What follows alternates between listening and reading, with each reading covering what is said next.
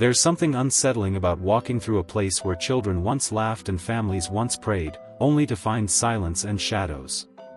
In Kentucky's forgotten ghost towns, the schools and churches still linger, empty shells that hold on to echoes of the past. The walls may be gone, but the memories haven't left. And when you stand there long enough, you can almost feel the weight of those who never truly moved on. If you enjoy these haunting stories and want to explore more forgotten places with me, don't forget to subscribe to the channel and join the journey. Number 1, Airdrie, Muhlenberg County, Kentucky, USA. I never thought an old ghost town could leave such a heavy mark on me, but Airdrie did. It was a cold October afternoon when I drove down the winding road into Muhlenberg County.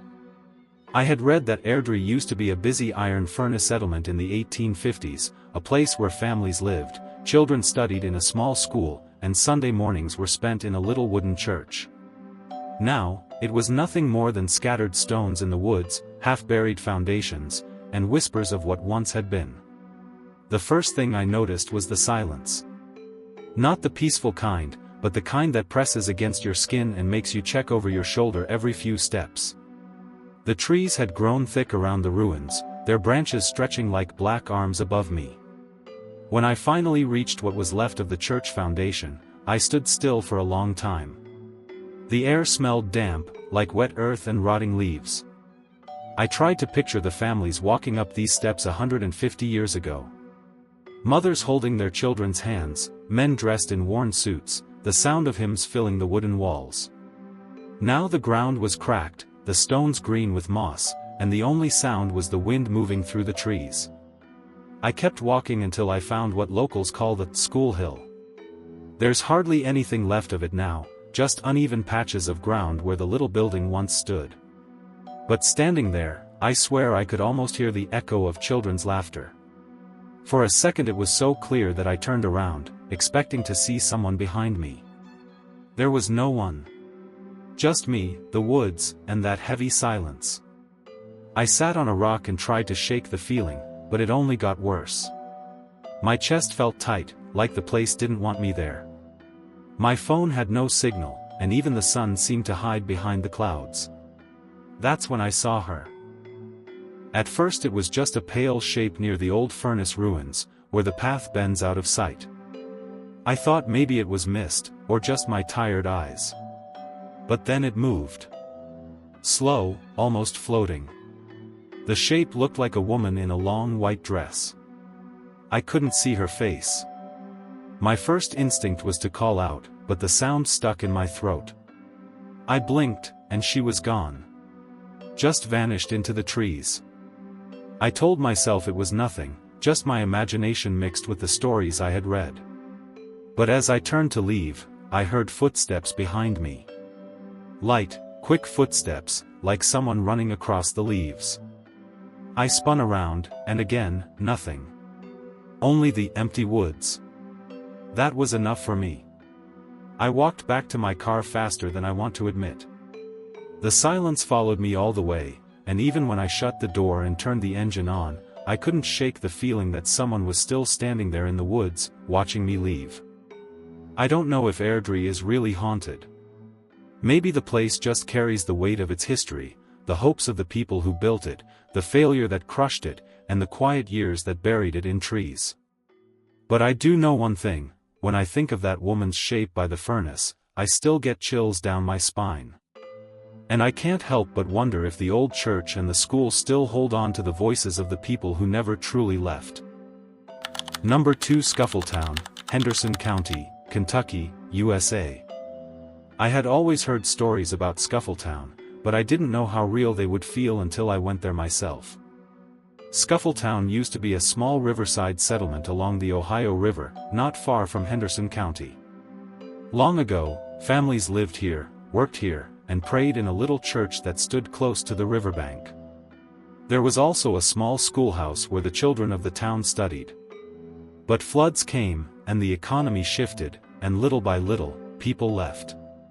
Now Scuffletown exists only in fragments, an old cemetery, a few stones hidden in the weeds, and a silence that clings to everything.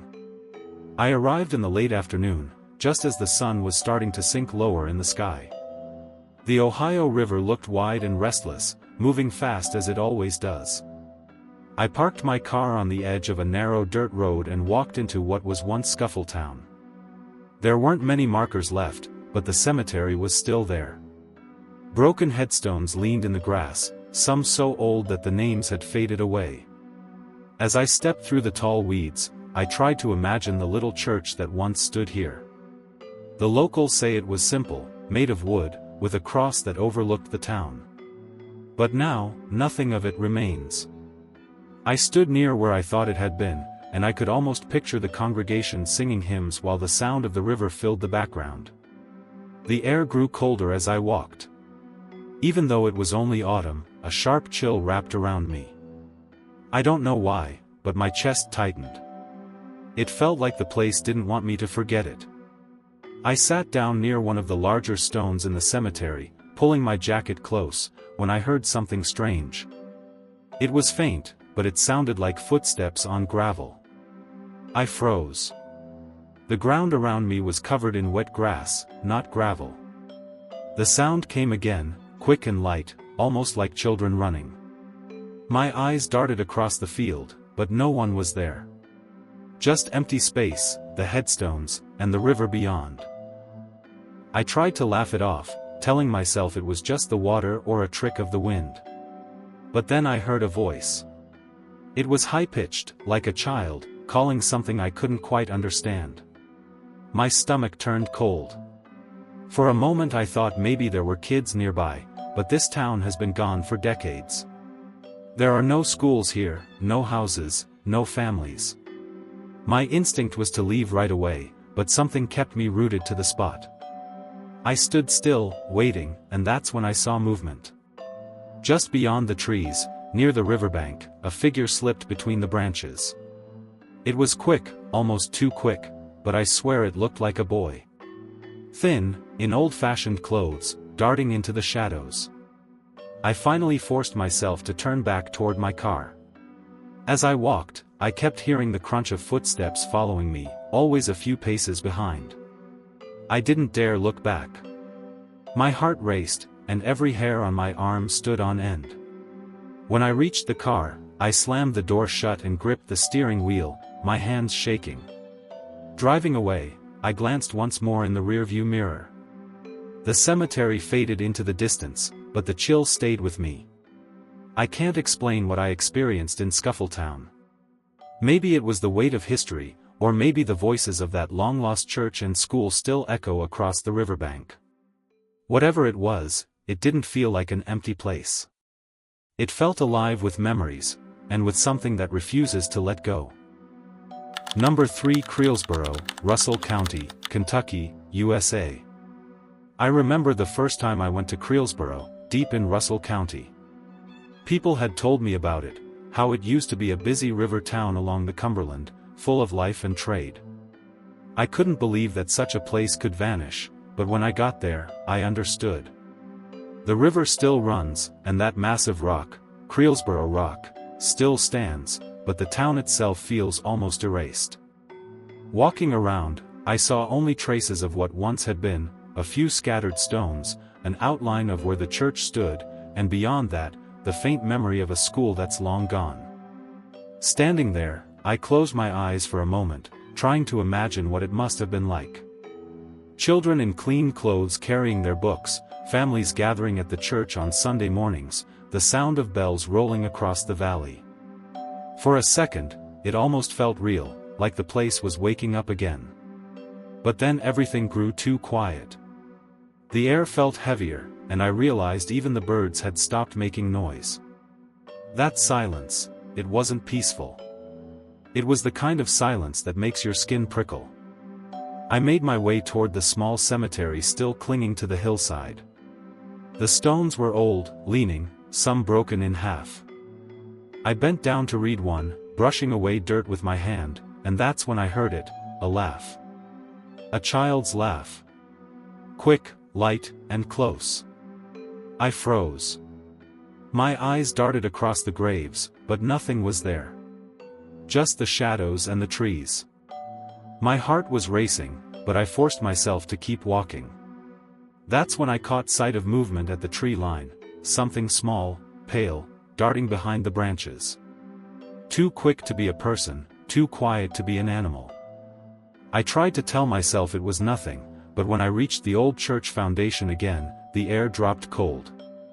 And then I heard them, voices. Low, rising, falling, like a hymn being sung inside a building that wasn't there anymore. I stood still, afraid to breathe. The sound lasted maybe 10 seconds, and then it was gone. Dead quiet again. I didn't wait around. I turned fast and started back toward my car, my steps crunching too loud in the silence. And yet, I couldn't shake the feeling that I was being watched. Just before I reached the road, I made the mistake of looking back. By the old cemetery, standing between two tilted stones, were two figures. One tall, one small. They weren't moving, just standing, watching. I got in my car and left without looking back again. To this day, when someone asks me about Creelsborough, I don't talk about the river or the history. I only tell them about the silence, the voices that didn't belong, and the figures that I wish I had never seen. Number 4, Birmingham, Marshall County, Kentucky, USA. I had always heard about Birmingham, the little town that once stood in Marshall County before it was swallowed by Kentucky Lake. People say it was thriving once, with shops, homes, a school, and even a church that pulled the community together. When the Tennessee Valley Authority built the dam in the 1940s, most of the town disappeared underwater. I wanted to see what was left. Driving out there, I found myself on narrow backroads, the lake stretching wide on both sides. There are no real streets anymore, just a sense that something once existed beneath the water. I parked and walked along the shoreline, where the woods meet the lake. It was eerily quiet. I kept thinking about the families who had to leave their homes behind, their church, their school. Some of the old residents said they even moved graves from the Birmingham cemetery before the flooding, but not all of them. That thought alone gave me chills. As I walked, I noticed what looked like the faint remains of stone foundations near the water's edge, half buried and broken.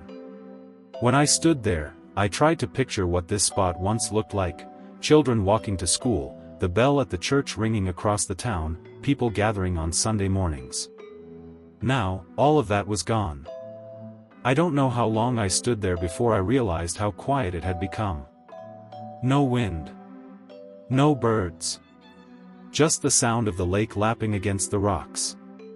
Then, faintly, I heard something else. It was the sound of bells. Soft at first, then clearer, like a church bell ringing from under the water. My chest tightened. I held my breath, straining to listen.